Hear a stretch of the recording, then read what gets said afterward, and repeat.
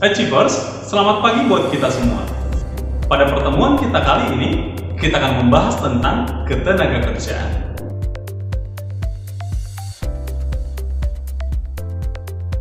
Membahas tentang ketenagakerjaan tidak luput dari pertanyaan tentang masa depan kalian. Mengapa? Karena bersekolah merupakan suatu investasi yang besar untuk masa depan. Setelah selesai sekolah, mungkin akan menjadi pertanyaan bagi kalian, akan seperti apa saya dan akan bekerja di mana saya. Dan tentunya, pendidikan yang telah kalian dapatkan itu merupakan bekal kalian, investasi kalian untuk bekerja di masa yang akan datang. Undang-undang membolehkan warga asing bekerja di Indonesia asal memenuhi syarat, baik izin kerja, izin tinggal, kompetensi maupun jabatan.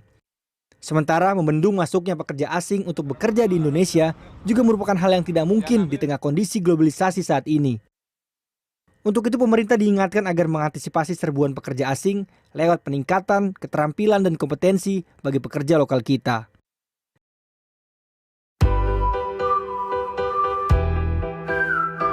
Achievers, saat ini kita akan membahas tentang tenaga kerja, angkatan kerja, dan kesempatan. Apa itu tenaga kerja?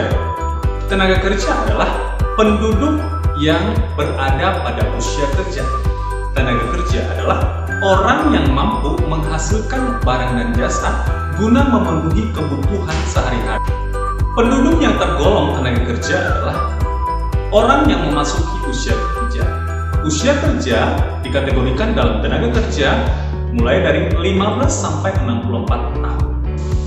Tenaga kerja dibagi atas 3. Yang pertama, tenaga kerja terdidik.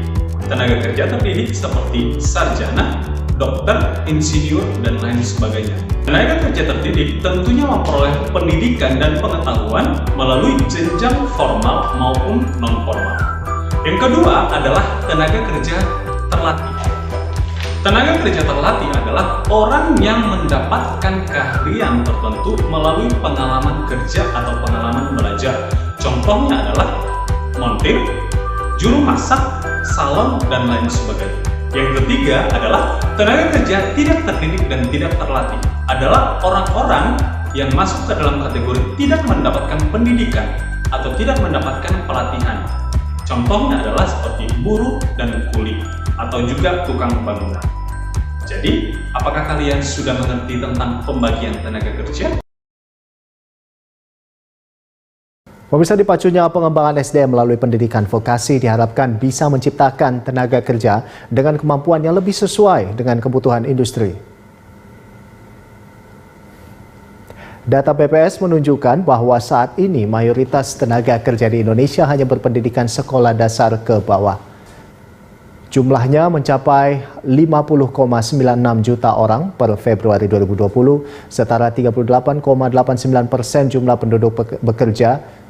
Porsi terbanyak kedua ditempati tenaga kerja dengan pendidikan SMA sebesar 18,34%. Disusul SMP 17,93% dan SMK 11,82%. Tenaga kerja lulusan universitas hanya 10,23% dan lulusan diploma 2,79%.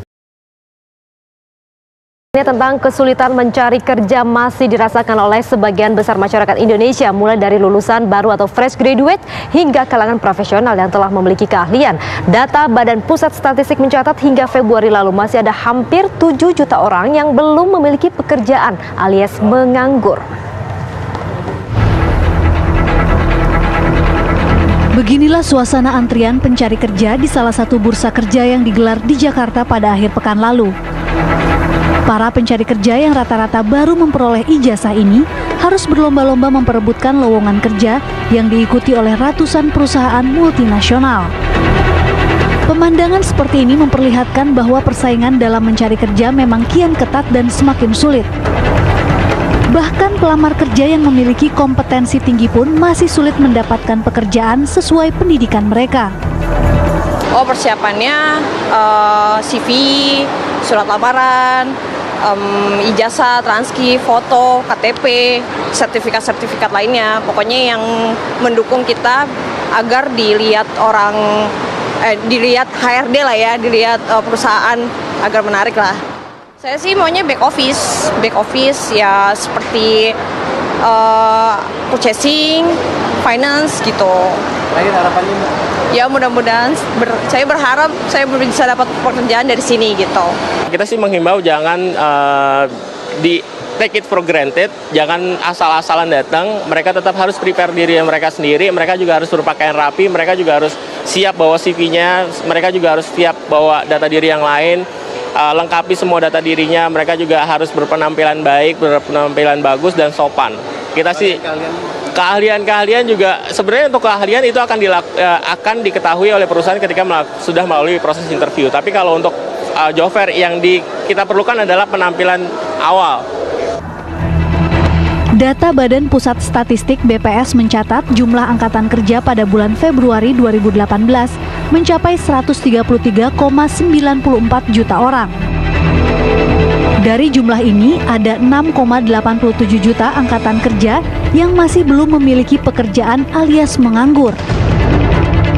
Angka ini setara 5,13% dari total angkatan kerja yang ada di Indonesia. Namun yang perlu menjadi catatan, hampir 74 juta orang atau 58% penduduk bekerja di sektor informal. Sedangkan sekitar 7,64% dari penduduk yang telah bekerja masuk dalam kategori setengah menganggur dan 23,83% merupakan pekerja paruh waktu. Artinya, penciptaan lapangan kerja masih belum sebanding dengan angkatan kerja yang jumlahnya setiap tahun terus meningkat. Dari Jakarta, tim TV One mengabarkan. Selanjutnya, kita akan belajar tentang angkatan kerja. Dalam Undang-Undang Ketenagakerjaan, penduduk dengan segala potensi yang dimilikinya dibagi atas dua. Yang pertama, angkatan kerja dan bukan angkatan kerja. Angkatan kerja adalah penduduk dengan usia kerja 15-64 tahun, di mana mereka sudah bekerja dan ada yang belum bekerja. Sedangkan bukan angkatan kerja adalah penduduk usia 15-64 tahun, di mana mereka tidak melakukan pekerjaan, sedang mencari pekerjaan, bahkan ada yang sedang bersekolah. Kesempatan kerja adalah hubungan antara angkatan kerja dengan kemampuan penyerapan tenaga kerja. Oleh karena itu, di Indonesia saat ini dibutuhkan investasi. Investasi yang mampu untuk menciptakan lapangan kerja sehingga tidak banyak lagi pengangguran. Dibutuhkan investasi yang mampu membutuhkan kesempatan kerja sehingga menyerap tenaga kerja yang ada di Indonesia. Dalam ilmu ekonomi dikatakan bahwa kesempatan kerja adalah peluang tersedianya lapangan kerja bagi penduduk yang memiliki keahlian, bakat, dan potensi yang dimiliki oleh penduduk tersebut. Achievers tentunya bahwa tenaga kerja di Indonesia harus dapat bersaing dengan tenaga kerja asing yang ada di Indonesia, bahkan juga tenaga kerja asing yang ada di luar negeri. Oleh karena itu, ada beberapa upaya yang dilakukan oleh pemerintah untuk meningkatkan kualitas tenaga kerja di Indonesia. Salah satunya adalah melalui jalur pendidikan. Pendidikan dibagi atas dua. Yang pertama adalah jalur formal. Indonesia atau pemerintah sendiri mewajibkan seluruh warga negaranya wajib belajar 12 tahun, mulai dari SD sampai SMA. Kemudian, bagi yang memiliki pendapatan atau penghasilan untuk dapat melanjutkan ke perguruan tinggi, mereka dapat mengambil suatu skill yang mampu mendorong mereka untuk meningkatkan potensi dan bakat mereka di bidang masing-masing. Selanjutnya adalah jalur non-formal. Jalur non-formal terdiri dari latihan. Ada balai latihan tertentu yang memfasilitasi seseorang atau penduduk untuk tergabung di dalam komunitas yang mampu meningkatkan skill mereka untuk dapat turun ke dalam lapangan pekerjaan, melakukan kegiatan menghasilkan barang dan jasa. Yang kedua adalah magang. Magang adalah latihan kerja langsung di tempat kerja. Contohnya adalah ada siswa-siswi SMK yang langsung terjun ke perusahaan atau pabrik untuk melakukan magang untuk memperoleh pengetahuan atau pengalaman di dalam suatu pekerjaan. Yang ketiga adalah meningkatkan kualitas mental dan spiritual, di mana ada perusahaan atau instansi tertentu memfasilitasi tenaga kerja untuk dapat meningkatkan kualitas daripada disiplin, kualitas daripada kerohanian daripada masing-masing pekerja.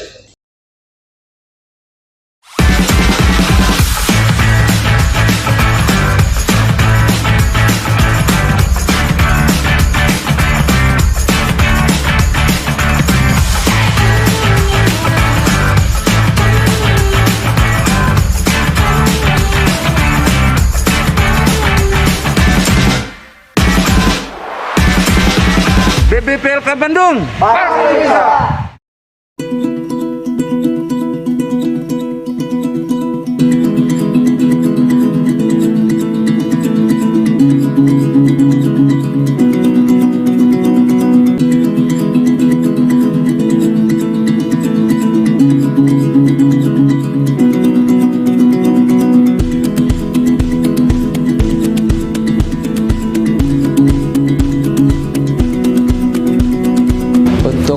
Mendaftar di BLK Bandung itu sebenarnya adalah melalui Sisnaker, Pak. Jadi memang sudah ada aplikasi Sisnaker di sana.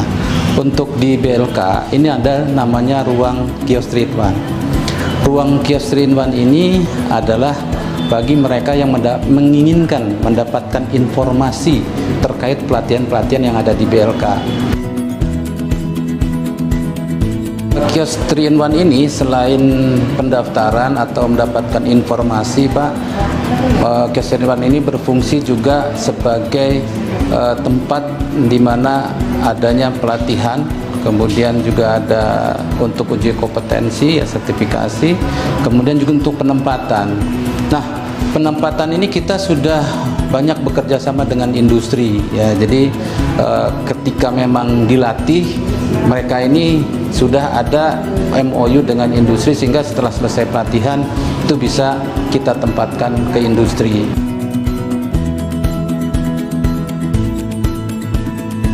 Inovasi dari Balai Besar Pengembangan Latihan Kerja Bandung yang pertama adalah SITRAINER, yaitu sistem training partnership, di mana kita bekerja sama dengan industri dan manfaatnya lulusan Balai Besar Pengembangan Latihan Kerja Bandung langsung diserap oleh industri 100%. SIS-training itu ada 3 manfaat yang dapat kita ambil. Yang pertama yaitu program pelatihan kita sejajarkan dengan dunia industri. Yang kedua, peralatan yang ada di industri itu kita samakan dengan yang ada di dunia pelatihan. Dan yang ketiga adalah melihat, mencontoh, dan mengambil bagaimana cara mereka melatih calon tenaga kerja mereka. Yang kedua adalah SMK 3. Kebetulan pada tahun ini, pada bulan Mei, kita mendapatkan SMK 3, Sistem Manajemen Keselamatan dan Kesehatan Kerja. Ini adalah harapan industri, sehingga lulusan BBPLK Bandung ketika bekerja di industri akan mengurangi tingkat kecelakaan kerja di industri.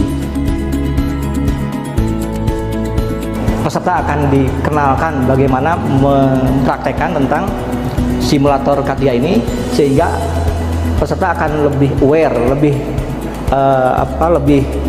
merhatikan terhadap keselamatan kerja pada saat bekerja di perusahaan. Itu kelebihan. Dan juga bahwa ini baru satu-satunya terutama instansi pemerintah yang menerapkan sistem manajemen K3 yang diintegrasikan dengan sistem manajemen mutu ISO 9001/2015 dan terintegrasi dengan proses pelatihan yang ada di BLK ini. Saya di sini diajarkan soft skill yang pertama, yang kedua itu di bidang teori, gambar teknik, dan sekarang itu melalui praktek di mesin press. Motivasi saya sebagai siswa pelatihan di BPLK Bandung itu selain saya ingin meningkatkan keahlian di bidang manufaktur, juga saya bercita-cita untuk membuka biro jasa di tempat tinggal saya di bidang bubut. Ya, meskipun saya belajar di tengah pandemi ini harus mengikuti protokol kesehatan, khususnya memakai masker dan face shield. Tapi kami di sini semangat untuk menjalankan kegiatan proses belajar mengajar. Kami dari PLK Bandung menetapkan protokol kesehatan dari mulai pintu gerbang sampai dengan kantor dan juga sampai dengan workshop. Ketika memang untuk karyawan itu terperiksa ya, dari mulai suhu, kemudian dia harus memakai masker, kemudian juga harus cuci tangan. Kemudian untuk para siswa pelatihan juga untuk peralatan itu satu orang satu.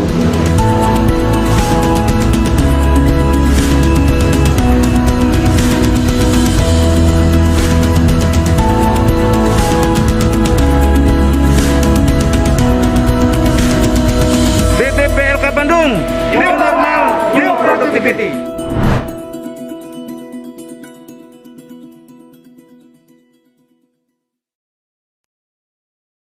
Achievers, demikian pertemuan kita pada pagi hari ini. Untuk lebih jelasnya, kalian dapat membaca di buku Lensa Kegiatan Ekonomi halaman 48 sampai halaman 52. Sampai bertemu minggu depan dan terima kasih.